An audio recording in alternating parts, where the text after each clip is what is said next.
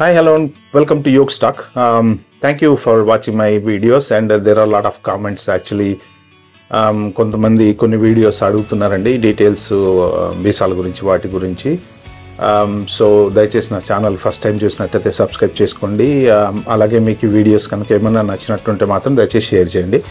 ఎందుకంటే చాలామందికి ఏదో ఒక రకంగా హెల్ప్ అవుతుంది నేను ఇచ్చే ఇన్ఫర్మేషన్. నేను కమర్షియల్గా ఏది చెప్పట్లేదు, జస్ట్ ఉన్న ఇన్ఫర్మేషన్ని ఉన్నట్టు జెన్యూన్గా నేను షేర్ చేసుకుంటున్నాను.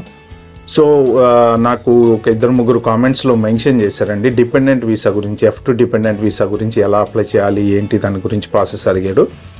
సో బేసిక్గా చెప్పాలంటే F2 dependent visa F1 student visa మీద వచ్చిన వాళ్ళకు వచ్చే డిపెండెంట్గా వచ్చే వాళ్ళని F2 డిపెండెంట్ వీసా అంటారు. సో F1 వీసా మీద వచ్చే వాళ్ళు అంటేనే మెయిన్ ఆల్మోస్ట్ చదువుకోవడానికి వచ్చేవాళ్ళు. బట్ కొంతమంది దాంట్లో ఒక 2-3 ఇయర్స్ జాబ్ చేసిన తర్వాత కూడా చదువుకోవడానికి వచ్చేవాళ్ళు ఉంటారు. అంటే వాళ్ళు ఆల్రెడీ మ్యారీడ్ అయ్యి ఉండి స్పౌజ్ని తీసుకురావటం కోసం ఆలోచిస్తూ ఉంటారు. బట్ అది వైఫ్ హస్బెండ్ అయినవచ్చు, హస్బెండ్ వైఫ్ అనవచ్చు. బట్ సో ఈ F2 వీసా అప్లై చేయడానికి రెండు రకాలుగా చూసుకోవచ్చు అండి. F2 ఎవరికి ఇస్తారు అంటే ఒకటి F1 స్టూడెంట్ మీద ఉండే వాళ్ళకి, ఇంకొకటి OPT మీద ఉండే వాళ్ళకి. సో OPT మీద ఉండే వాళ్ళ డిపెండెంట్స్ కానీ, F1 స్టూడెంట్ చదువుకునేటప్పుడు ఉండే వాళ్ళ డిపెండెంట్స్ కానీ. బట్ రెండు రకాల వీసాలకి నేను డిఫరెన్స్ క్లియర్గా చెప్తాను. ఫస్ట్ ఆఫ్ ఆల్ ఒక F1 స్టూడెంట్ యూనివర్సిటీలో చదువుకునే student either male or female స్పౌజ్కి డిపెండెంట్ వీసా అప్లై చేసేటప్పుడు ఫాలో అవ్వాల్సిన రూల్ ఏంటంటే, ఫస్ట్ థింగ్ మెయిన్ ఈ వీసాలు వచ్చే ఛాన్సెస్ చాలా తక్కువ ఉంటాయండి. ఎందుకంటే బేసిక్గా వాళ్ళే ఆల్రెడీ US రూల్ ప్రకారం అదే మనం చెప్పుకుందే మళ్ళీ చెప్పుకుంటున్నాం. బేసిక్గా వాళ్ళు బయట అక్కడ వర్క్ చేయకూడదు. సో వాళ్ళ ఓన్ ఫండ్స్తోనే వాళ్ళని మేనేజ్ చేసుకోవాలి. Unless until if they find a job in university it's okay, for 20 hours వాళ్ళు వర్క్ చేసుకొని డబ్బులు సంపాదించుకోవచ్చు. బట్ అవి చాలా తక్కువ వస్తాయి.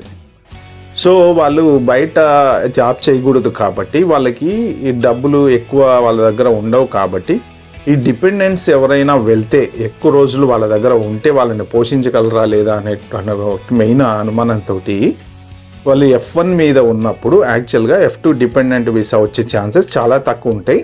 బట్ కొన్ని కేసెస్లో ఏంటంటే ఎవరైనా వైఫ్ కానీ హస్బెండ్ కానీ వాళ్ళ పార్ట్నర్స్ అక్కడ ఉంటున్నప్పుడు మేము చాలా రోజులైంది మిస్ అయ్యాము, కొన్ని రోజులు వెళ్ళి కలిసి ఉండి వచ్చేస్తాము అని చెప్తే ఇచ్చే ఛాన్సెస్ కూడా ఉంటాయి. షార్ట్ టైం స్టే కోసం వెళ్తున్నాము అని చెప్తే ఈజీగా వచ్చే ఛాన్సెస్ ఉన్నాయి. సో మీరు ఈజీగా రావాలంటే F2 వీసా ఫాలో అవ్వాల్సిన రూల్స్ ఏంటి అంటే, బేసిక్గా ఫస్ట్ థింగ్ మీరు చెప్పాల్సింది ఏంటంటే మీరు షార్ట్ స్టే కోసం వెళ్తున్నాము.